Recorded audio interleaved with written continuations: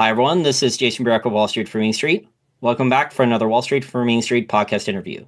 Today's special guest is a first-time guest, but I've been following his work over on X for a couple years now. Just met him through a mutual introduction. Our hedge fund manager friend, Gary Brody of Deep Knowledge Investing, introduced us. Merry Christmas, Happy Hanukkah, and Happy Holidays to our listeners out there. We're recording this interview on Friday, December 27, 2024. The Peruvian Bull. He is the author of the Dollar Endgame book, and he covers finance, macro, commodities, and Bitcoin over on his Substack, dollarendgame.substack.com. Peruvian Bull, thank you for joining me. Hey, thanks for having me, Jason. I've been expecting this chat, and I'm excited to discuss macro with you. So let's talk about inflation then. The narrative from the Federal Reserve Bank, Jerome Powell, the CPI has ticked up a little bit. Do you think that they have inflation under control, or do you think that inflation is still a problem? Well, so this is something I've been writing about actually on the stack for a while. Most people misunderstand the factors that cause inflation. I think Peter Schiff was an example of this back in 2011. If you recall, him, the other Austrians, and gold bugs were decrying hyperinflation in 2011, saying that gold was going to go to 5,000 in short order because the Fed was running QE. And the problem with that statement, right, is obviously that never came to pass. We saw basically like disinflation and, kind of like muted inflation throughout the 2010s. And the gold price, which had rallied to like 1,800 plus, collapsed back down to $1,000 by 2015. And, many people were kind of dumbfounded as to why that happened. Like, how could the Fed do QE and how could that not result in inflation? And the reason why is because they didn't understand how the financial system actually works. When the Fed prints, they create bank reserves, which are swapped for assets on commercial banks' balance sheets, obviously like treasuries and MBS. And if the federal government's not running deficits, those bank reserves just keep circulating in the financial economy and the financial markets, bidding up financial assets, but they don't actually move into the real economy. And so the fiscal deficits, the federal deficits are the missing key. And so in 2020, when we had a wave of QE that was coincident with a massive federal deficit and stimulus, we saw a huge wave of QE because all those bank reserves were being converted into M2 money supply being spent in the real economy and thus increasing, real spendable money, which increases inflation.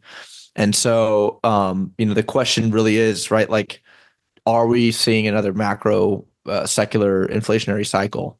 And I think that if you look at the fiscal deficit to GDP, which is at 7%, and you look at their plans for, especially like Trump's plans for replacing the income tax with tariffs, which would only, draw in maybe like 2/3 of what the current income tax structure brings in, deficits seem to be headed higher from here. And so I don't see a world in which the federal government is spending that much money, and either A, the Fed is not doing QE, and then B, there isn't subsequent inflation from that QE plus deficit spending.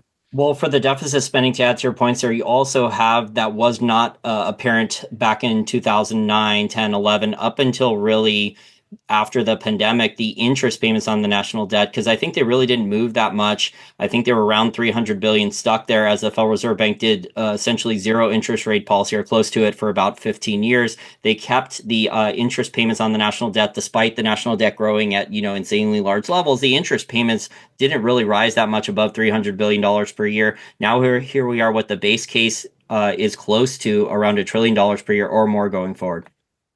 Yeah, and actually, so it's funny you bring that up because that's something I pointed out on Twitter in like October of 2023. I had a little viral tweet where I essentially said, like, the Fed is trapped in this black hole of their own design, and ironically, the Keynesian thinking of, the faster you hike and the higher you hike, the further you move ahead of the curve. In reality, the Fed is moving behind the curve, because when they hike, they're increasing interest expense on the national debt, which makes the U.S. government borrow more, which means more debt issuance overall, which the banks and the money market funds and private institutions, private individuals just can't handle, and so that means more QE eventually.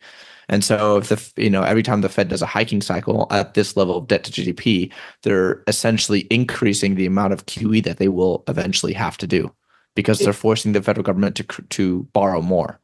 Well, the other issue is that DC, both political parties, Congress and the White House, they don't really actually want to cut spending.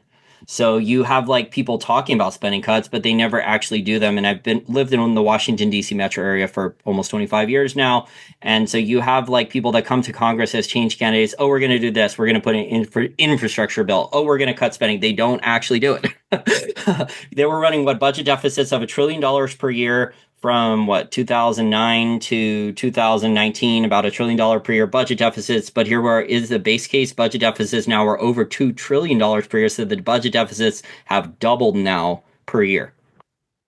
Yeah, and yeah, we're at 1.9 trillion, and everyone on Twitter is right, especially like right wing or libertarian Twitter has been extremely excited about Doge and about the cuts to wasteful government spending. And I've if you look at the math, there's several different people have broken it down, but if you look at the math, like Doge is just a drop in the bucket of the actual problem. The real fundamental issue here is the entitlement spending, Medicare, Medicaid, Social Security, and even defense. And those are the big ticket items that, even if you did Doge and you cut, 50 billion a year, 100 billion, maybe even 200 billion from the federal budget, like that's putting a dent of 10% in the deficit.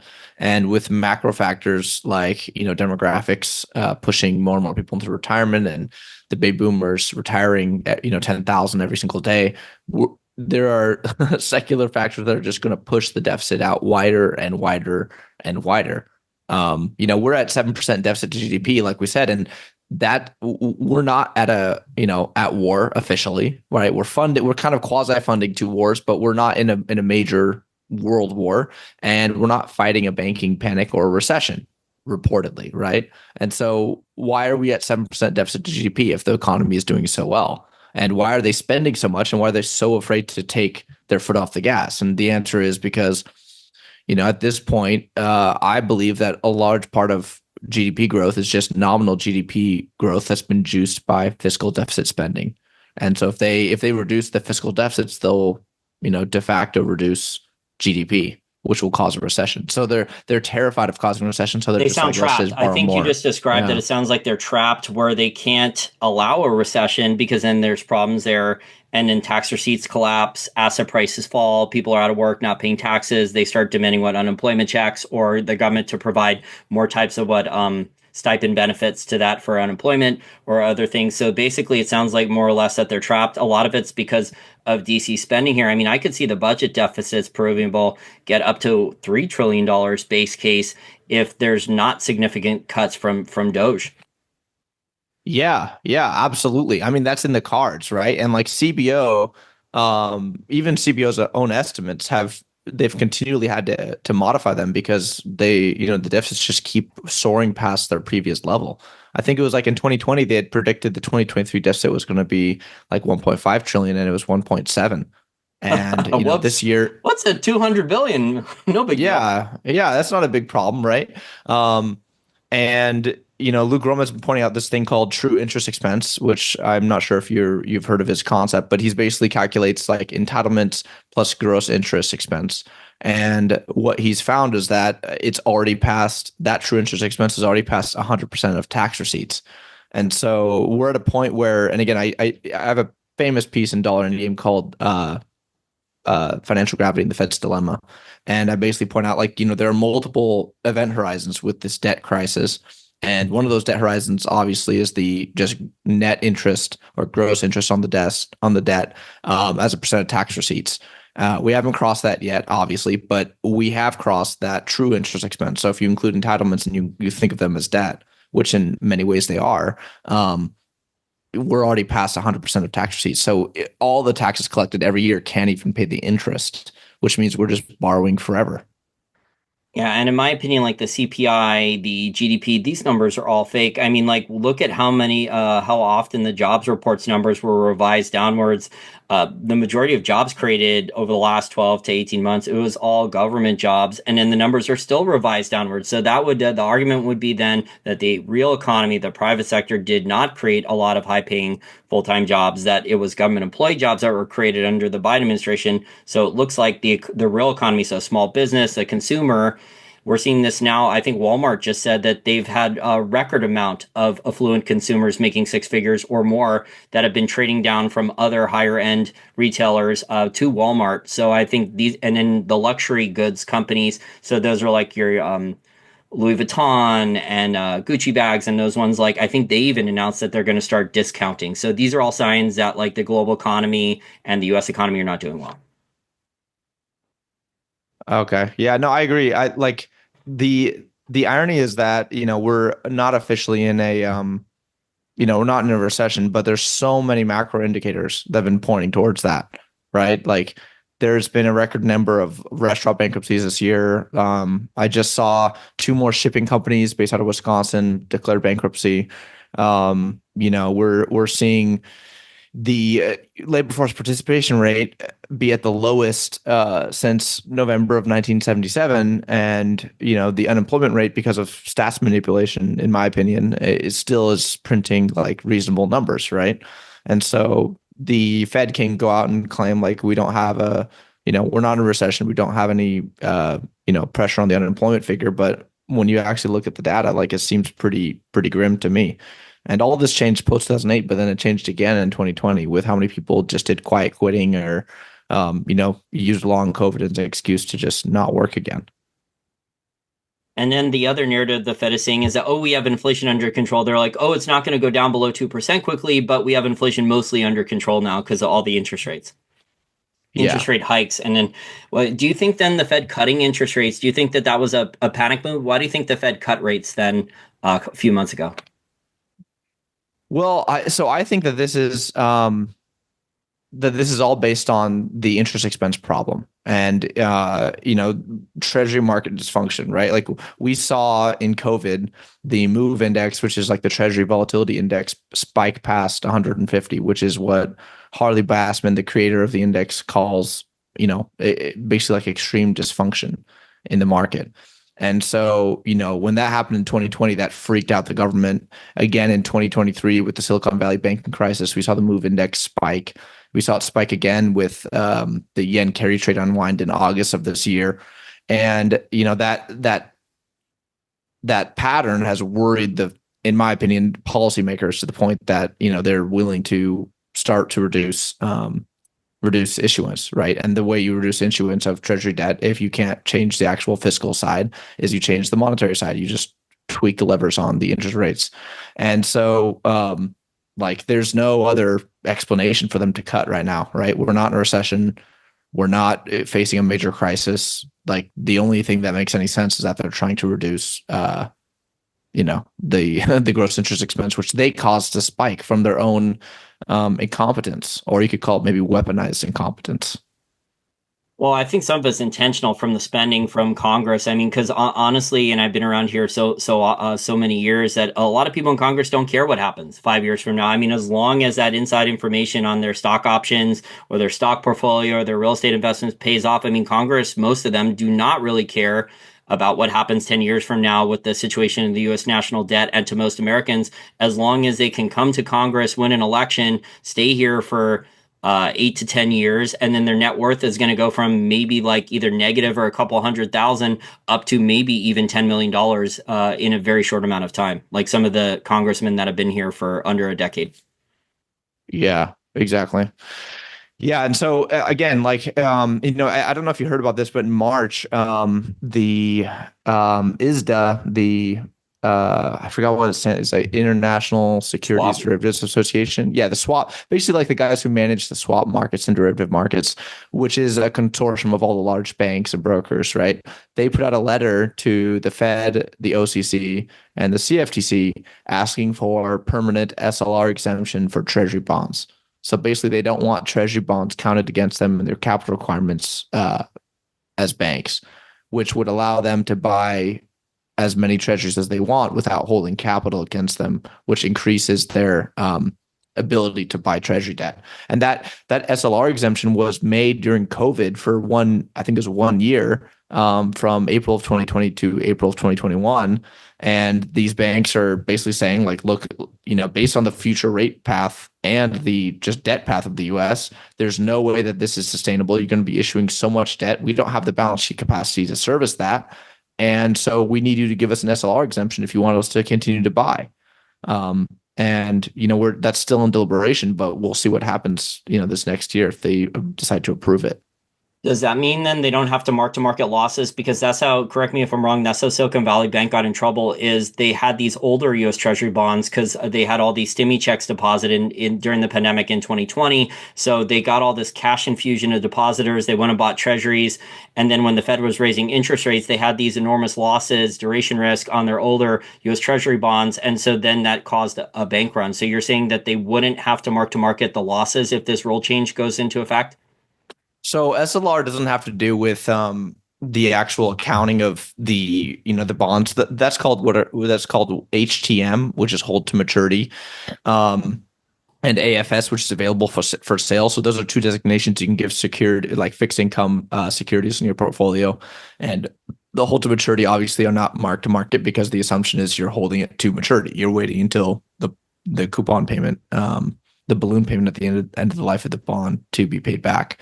And so banks increasingly during 2020, 2021, 2022 were using HTM to avoid having mark-to-market losses on their books. And that's what Silicon Valley was kind of caught doing. It's almost like a form of accounting fraud because they were planning to use those securities to actually just buy and sell and meet liquidity needs, and not actually hold till maturity like they're marked to do. But SLR is different because SLR actually refers to the actual capital of a bank. It's the supplementary leverage ratio. And basically what SLR is you can kind of think of it almost like an inverse capital ratio as, you have, like, let's say you have 100 billion of assets and SLR is trying to calculate how much capital you should hold against those assets in case of losses.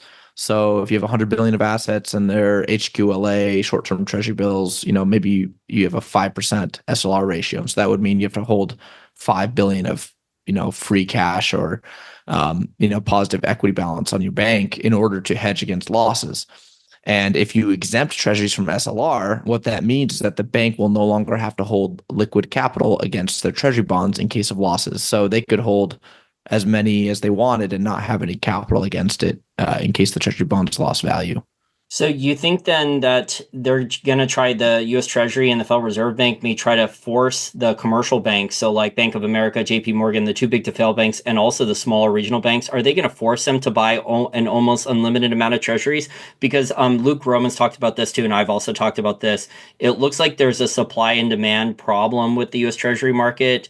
There's a math problem coming up with interest payments, as you talked about earlier, but also just a pure supply and demand problem that DC needs to sell a lot of treasuries, and it doesn't look like there's demand for a lot of treasuries from the normal buyers like China and Japan.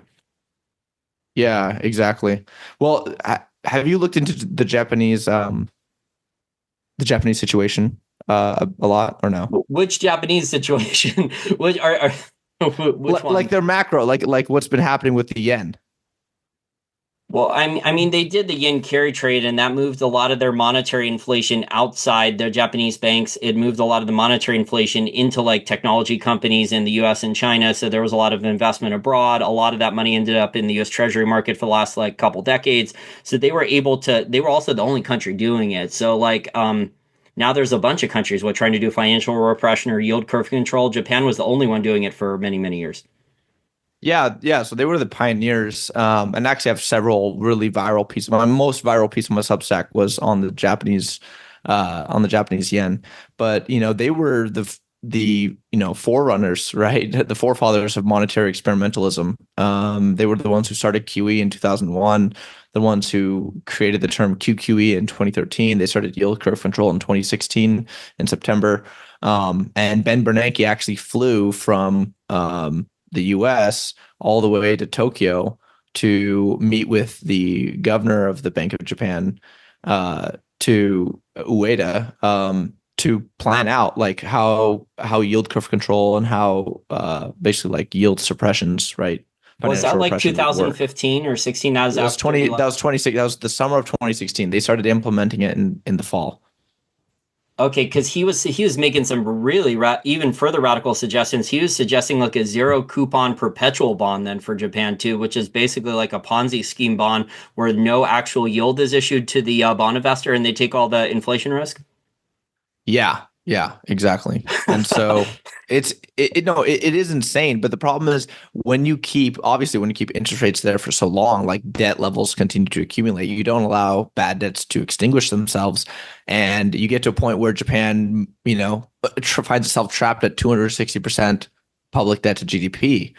And in that scenario, if you have a over leveraged economy with basically no growth for 30 years, and the Fed starts hiking rates, and you're pinned at the zero bound, and not only are you pinned at the zero bound, but you have not had any monetary policy volatility for a decade, right? You haven't been hiking rates. Obviously, they've kept them pinned, and they've just been doing yield curve control, which is essentially QE infinity.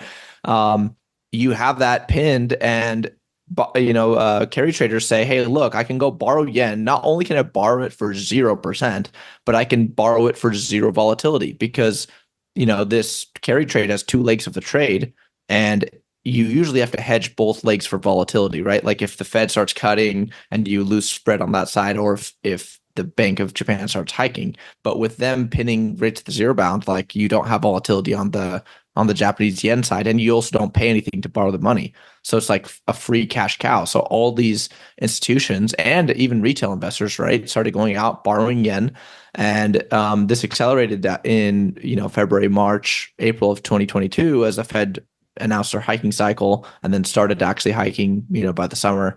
And the delta between the American rates and Japanese rates started to grow. It just made sense to just borrow as much yen as possible, short it on the market, and then buy USD. And the dollar yen went from like 105 to 150 within a year and a half. And by September of 2023, we're at a key juncture at like 149. And they had to start interventions for the first time since 1998. And so they're trapped in this like, again, it's like a black hole, like the same analogy, right? They're trapped in this black hole where if they hike rates, they'll blow up their own sovereign debt bubble.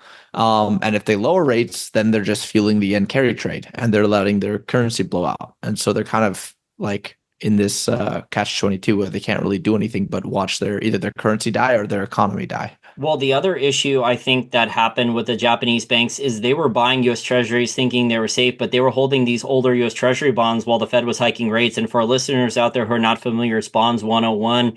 When the central bank raises interest rates, the investors want the new bond at the higher interest rate. So the older bonds had losses. So you had these Japanese banks that wanted to sell US Treasuries and they had losses because the Fed was hiking rates. So they were actually hurting holders of older US Treasury bonds outside the United States.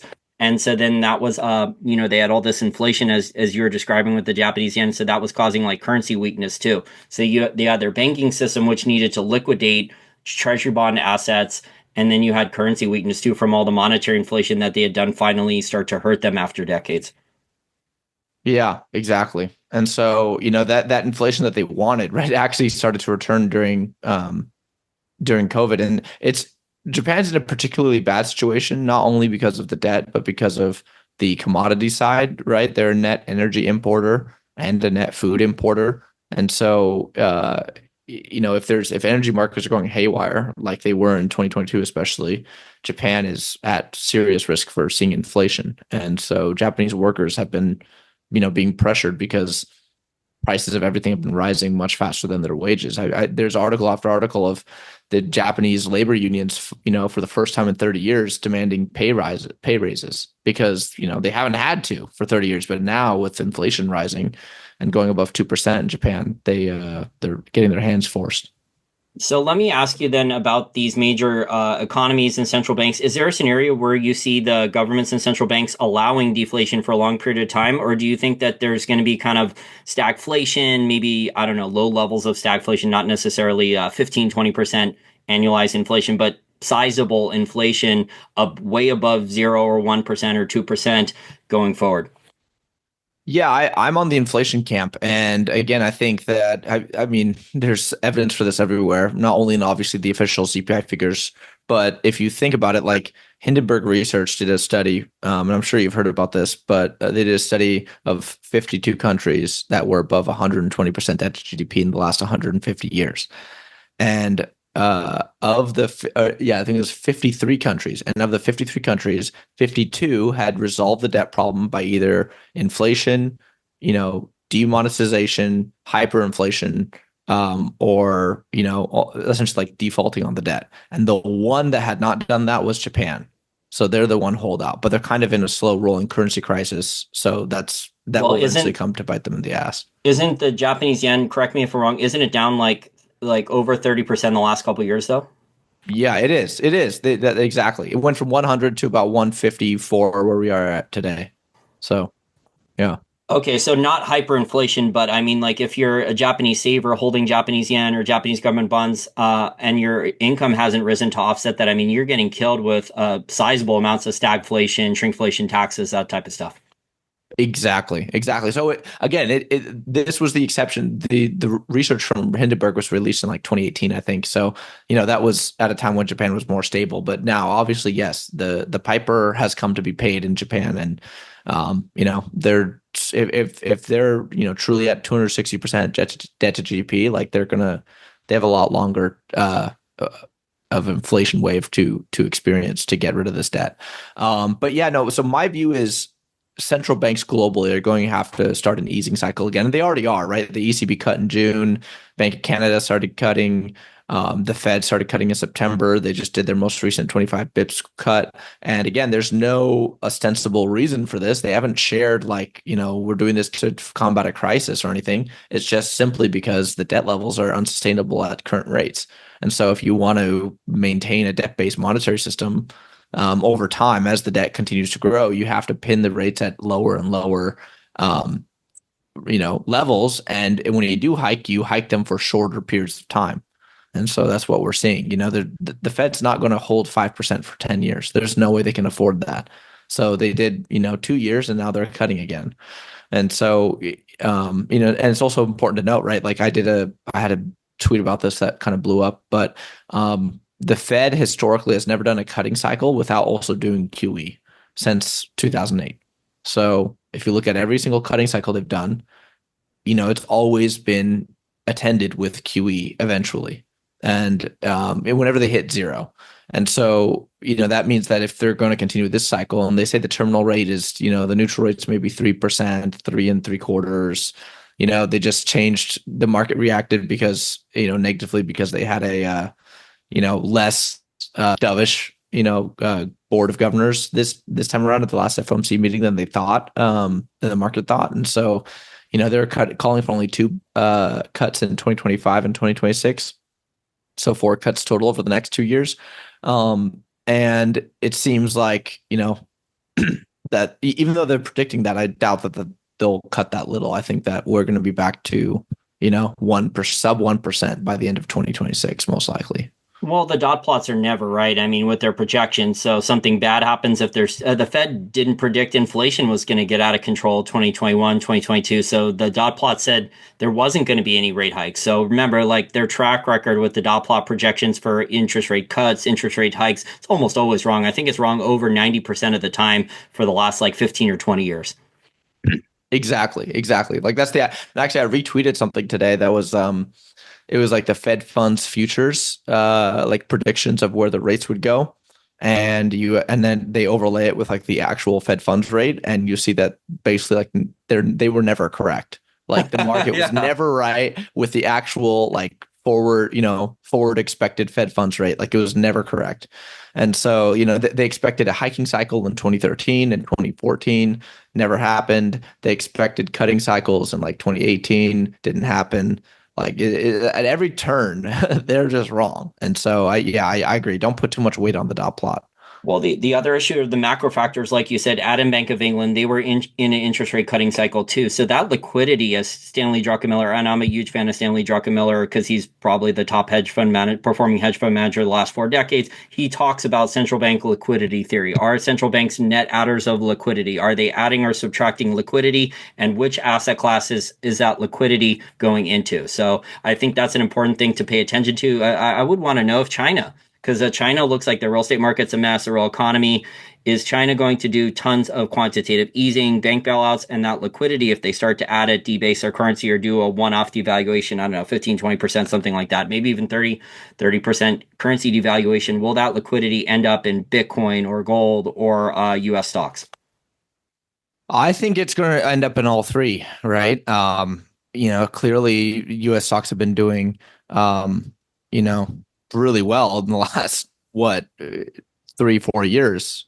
Um, and gold, especially, like gold has been kind of an interesting thing because gold it front runs inflation by about 18 months, and then it falls and retraces for all of 2022 and kind of like consolidates, and then finally in early 2023 it starts to finally rally again. Um, and it seems that a lot of that gold rally is being driven by Chinese buying, by Eastern buying, and especially because the Chinese are demanding physical gold, and not paper. Not They don't want the ETFs. They don't want the COMEX futures, right? They don't want LBMA. They want fucking physical bullion to They be don't even shipped. want gold mining stocks. Yeah, they just want the metal. Yeah, exactly, exactly. And the Shanghai Gold Exchange, the International Gold Exchange, SGEI, only settles in physical. So it's a completely physically settled commodities exchange, one of the few gold exchanges that is like that in the world. And they have their own vaults and their own processing areas and high level security, and it's segregated from the rest of the Shanghai commodities markets, and so they're in the same area. So it's clear that they do want the physical gold for the first time ever, which is finally causing the upward pressure to be put on the gold price. And if you look at Michael Howell's work, right, like even Tavi Casas posted about this, there seems to be a very strong correlation between global liquidity and gold prices, but it seems that gold prices actually front run global liquidity by around 12 to 18 months. And so whenever gold prices rise, you can expect, within a 12 to 18 month lag for global liquidity and therefore inflation, because we're in a high deficit environment, to rise as well. And so Well, what that tells me is that we're going to have inflation in 2025 and 2026. yeah, I agree. I think it's going to be globally, and the inflation levels are going to be different depending upon each country. Because you talked about Eastern physical gold and silver demand. I mean, retail investors, not just China. So in Japan, in India, in Korea, in Vietnam, in Thailand. I think even Thailand pension companies that had not bought pension funds that had not even bought physical gold before, they wanted to buy quite a few billion dollars worth of physical gold. So you have buyers at the and this is because of currency weakness. So a lot of those, the Japanese yen that we discussed earlier in the interview, the Japanese yen currency weakness. I mean, there was a tax law change for Japanese retirement accounts, but also if your currency is getting devalued against the dollar, your purchasing power, you're going to start to look to gold and Bitcoin and things like that as inflation hedges that in the past you wouldn't have had to buy to hedge your currency, because you don't want to keep all that Japanese yen in your bank account, in your savings account, earning a small amount of interest if the currency is going to be devalued, what you said, 30% in a couple of years. Yeah, exactly. So that's why you just want to buy gold, buy Bitcoin, buy stocks. I mean, uh, literally anything but hold the bonds. Like that's what I would say. Don't hold bonds. That's the worst reaction you could do. Yeah, I saw a macro company, I think it was Gavcal, right? That like Chinese government bonds are like the best contrarian buy or something like that. I was like, no, no, no, no, I don't want anything like that. I was like, I'd rather own copper or uranium, something a couple of years ago that was cheap and hated. I think platinum and palladium in the commodity space are cheap and hated right now. Something that's cheap and hated where supply issues, demand suddenly takes off again. I do not want these government bonds. I mean, the stuff you highlighted, Peruvian, in the last like 30 minutes, sounds like these governments, a lot of them, they're running kind of a Ponzi scheme with the government bonds. I mean, obviously, that's well, the well, that we will. You worked on Wall Street. I mean, if you say like the government bonds are a Ponzi scheme, that'll probably get you fired if you said it on business television. of course, of course. That's why I no longer. That's why I quit the, fintech job. Like, there's no reason to say that. They would look at you like you're insane. You know. Yeah. Okay, so in terms of inflation hedges, then you're talking about like diversification, then rather than picking on all in Bitcoin, all in gold. You think that that's dangerous and being all in on one specific asset class? I think you're saying concentration in gold and Bitcoin. Is that what you're asking? Well, I mean, I see people that are saying like, I'm all in a Bitcoin. I don't want to buy any gold or silver anymore. I see this all the time on social media that people like, I'm selling all my gold or silver. It's doing nothing. I'm putting it all in on Bitcoin. I mean, like, I just think that's dangerous. I don't think they're diversified. There's a lot of red flags there when I see that. Sure. Yeah, you could. I mean, I guess I would really say that that depends on your risk tolerance and your stage of life, and also, what you're doing, right? Like if you're a 6-year-old boomer with a 1 million stock portfolio, yeah, I wouldn't recommend putting it all in Bitcoin. But if you're a 20-year-old McDonald's worker and you have $5,000 to invest, total, like your risk tolerance will be different, right? And so I Well, would hopefully recommend they didn't put different it into the portfolios. Hakwa coin. Yeah, hopefully not. I mean, Hawk Tuah, like she basically scammed people out of millions. Um, I you don't know, think it was her. It was Jake Paul, man. I think he used her and fucking. He was about. Sorry, I dropped an F bomb there. He's about to throw her under the bus. That poor girl. yeah. Well, I mean, poor girl, but also she used her platform to scam people, and maybe it wasn't her fault, right? Maybe other people took advantage of her, but she should have been smart enough to know that it was risky and that there's a chance that that could happen. So.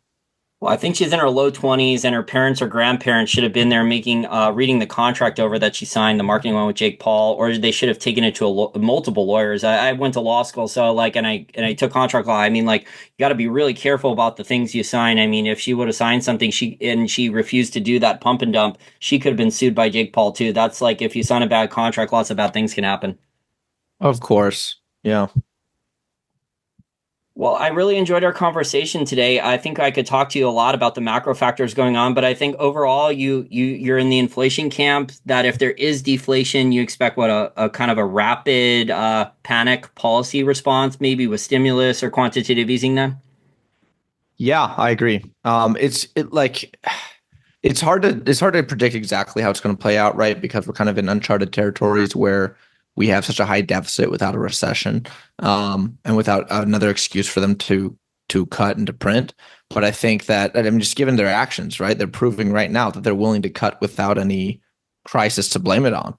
And so I think the debt, and I've said this on Twitter, the debt is the crisis, right? The interest expense is the crisis. And so you can't hike rates into 130% debt to GDP and not have interest expense blow out. And you also can't have interest expense blow out without Treasury, starting to hit funding constraints. And so, I mean, that's why like October of 2023, Janet Yellen made some announcements, for the QFR. Is it called the QFR, the quarterly refunding, or QRF, the quarterly refunding? And they changed issuance from, like, they took off like 2 or 3 billion a week from the long end and moved it to the short end. So they're increasing bill issuance and decreasing bond issuance. And they did that again in June of this year. And so the Treasury is working along with the Fed to add liquidity, add stimulus, because obviously those bonds, it's short duration bonds, you need to hold less capital against them because they have less duration risk than a 30-year bond. And so if you're just only selling bills, like, it's easier to let the banks swallow that. The problem is that starts to move us into banana republic territory, right? Like, it's Well, only indebted emerging markets are selling 80% of their treasury issuance on the short end. Well, Argentina also sold what 80 or 100-year bonds, and I think there was another country too. But there's not demand, I think, for 30-year treasuries from a lot of foreign investors or central banks to go and buy 30-year U.S. treasuries. So that's the other major issue, is there's not demand. So even if the U.S. Treasury, what they should have done, over the last 15, 20 years, they should have termed out the debt, and so they should have locked in the lower interest rates on longer term duration treasuries, and then the debt would have been already locked in at lower interest rates. They didn't do that. Now here we are. There's no demand for basically long term U.S. I don't even know if foreign investors want a 10-year U.S. Treasury bond, let alone 20 or 30. Yeah, exactly. And again, like, I added a piece in April of this last year, 2024, where I actually broke down the change in the Fed's portfolio by maturity in their treasury portfolio. And if you look at everything past 10 years, they were not net selling during the taper. So for the past 2 years during this quote unquote taper that we've had, they haven't sold any of the long bonds. They've only been buying long bonds, and they've only been selling bills and notes. And so that tells you that the Fed itself knows that there's no, they can't offload these bonds into a market where there's not enough demand for them. It just would lead to dysfunction. So they have to just hold on to those things. Well, also the Federal Reserve Bank is exempt from GAAP, generally accepted accounting principles, so they don't have to say that they're bankrupt or insolvent. They don't have to mark to market any bond losses. So through the magic of the exemption for the Federal Reserve Bank through central bank accounting, they can basically do whatever type of accounting they want. Exactly. Exactly. Well, I really enjoyed our discussion today, Peruvian Bull. If my listeners want to follow you on X or take a look at your newsletter and Substack, how do they do so? Sure. So my Twitter is or slash X is Peruvian_Bull. And you can I'm the only one with the verified check marks and the laser eyes. So look for that. And then on Substack, I'm dollar endgame, one word, .substack.com. Again, it'll be run by Peruvian Bull, and I'll have all my links on there. I also have the book Dollar Endgame, and I have a YouTube channel, Peruvian Bull, same name, where I discuss macro and finance and Bitcoin, commodities, stocks, everything that we discussed here today.